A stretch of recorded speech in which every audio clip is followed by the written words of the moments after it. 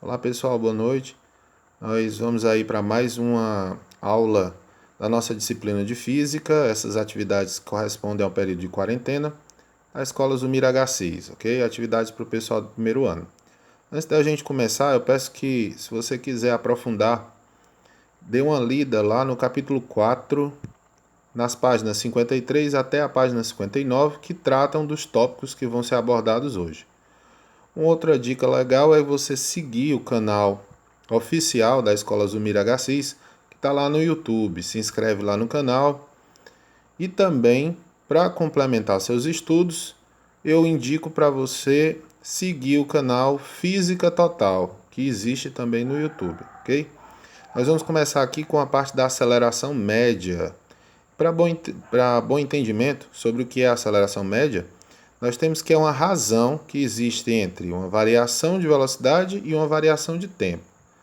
Essas situações da variação de velocidade sobre a variação de tempo pode ser expressa da seguinte maneira, tá? Nós temos aqui que a aceleração média de um objeto vai ser a razão existente entre a variação ΔV de velocidade sobre ΔT, variação de tempo.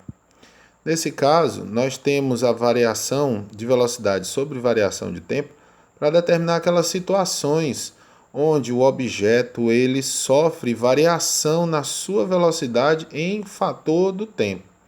São aquelas situações bem corriqueiras que nós conhecemos, como por exemplo, alguém que está dirigindo em uma estrada e que na maior parte das vezes ele ora acelera, ora precisa desacelerar. Ora acelera de novo, ora precisa desacelerar. Perceba que nós temos aqui um esboço bem simples sobre como seria essa situação na prática. Nós temos a velocidade variando em função dos intervalos de tempo. Nós temos aqui novamente o nosso caminhãozinho em uma trajetória preferencialmente retilínea. E aí nós precisamos encontrar muitas vezes qual é a variação de aceleração, qual é a aceleração média. Aí a gente considera que são as variações de velocidade. Ora, ele pode em diferentes momentos ter velocidades diferentes. Ele não está constantemente acelerando como era nas situações anteriores que a gente precisou calcular a velocidade média. Nesse caso aqui, nós temos uma situação em que as velocidades serão diferentes uma das outras em função do tempo. Aqui também nós já temos as situações que envolvem a função horária do tempo. Que função horária é essa? É quando acontece a média das velocidades dependendo de algumas variáveis, tá? Que variáveis são essas, Samir? Olha só. Nós temos que as variáveis levadas em consideração vão ser com qual velocidade estava no início do movimento, qual é a aceleração média desse objeto durante o movimento e os vários intervalos de tempo. Você que acompanhou a nossa fórmula anterior, a nossa função horária anterior, que era a famosa fórmula do só sorvete, nós temos uma que é semelhante. Agora nós temos a função horária do tempo aqui, da velocidade, tá? Da velocidade final em função do tempo. Nós temos a fórmula que podemos até gravar como mnemônico, como sendo a do vovô atrás do tronco. Vovô atrás do tronco, para você conseguir gravar legal. Por último, mas não menos importante, nós temos o que é conhecido por tabela de informações sobre o movimento. Como são essas tabelas?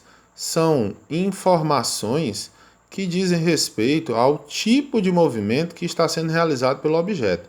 Você não vai ver, não vai ver informações por meio de gráfico, você não vai ver informações por meio de nenhuma fórmula.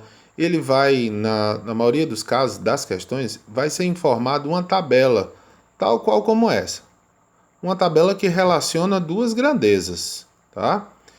Uma está sempre ligada à outra, ou seja, se você olhar para uma e quiser encontrar o valor da outra, você olha para baixo e vice-versa. Essas tabelas de informações, elas basicamente são desses três tipos, que relatam quando o movimento é considerado progressivo, quando o movimento é considerado retrógrado ou retardado, e quando ele é misto, quando tem situações em que ele é progressivo e situações que ele é retrógrado. No movimento progressivo, eles indicam apenas progressão, ou seja, uma velocidade que é sempre crescente. No retrógrado é o contrário. Geralmente as velocidades são decrescentes, elas vão diminuindo. Nos movimentos progressivo e retrógrado, são tipicamente as situações onde ora temos o objeto acelerando, ora temos o objeto diminuindo a sua aceleração. Ora acelera de novo, ora diminui a aceleração.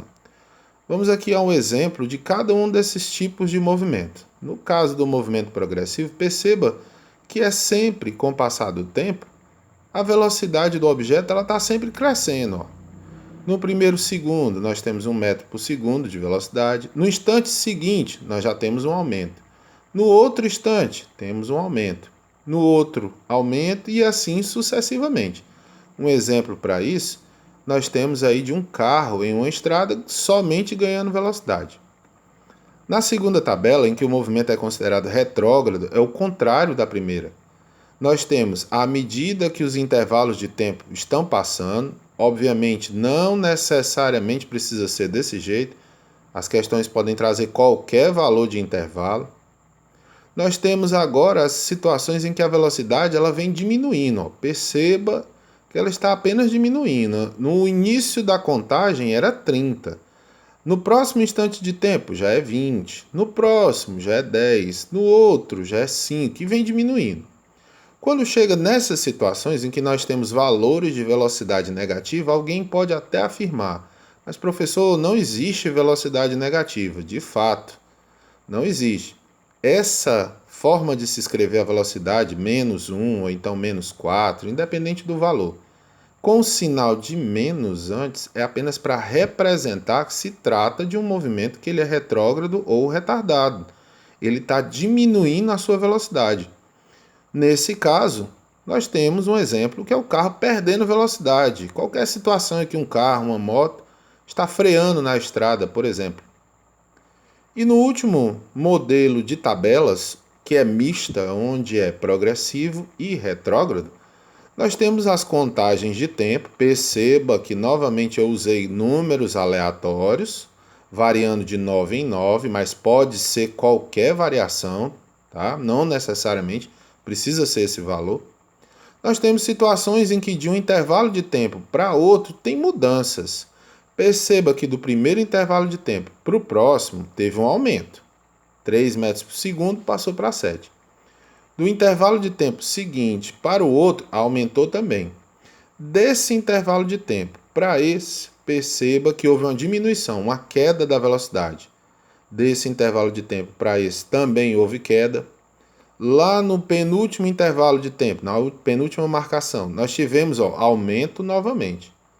E na última marcação, aumentou novamente. Então, aqui, a gente pode utilizar como exemplo um carro em uma estrada que acelera e desacelera. Isso é muito comum no nosso cotidiano, onde muitas vezes nós estamos dentro de um carro ou pilotando uma moto, em que nós aceleramos em um momento e muitas vezes precisamos diminuir essa aceleração. Aceleramos de novo, precisamos diminuir a aceleração e assim sucessivamente.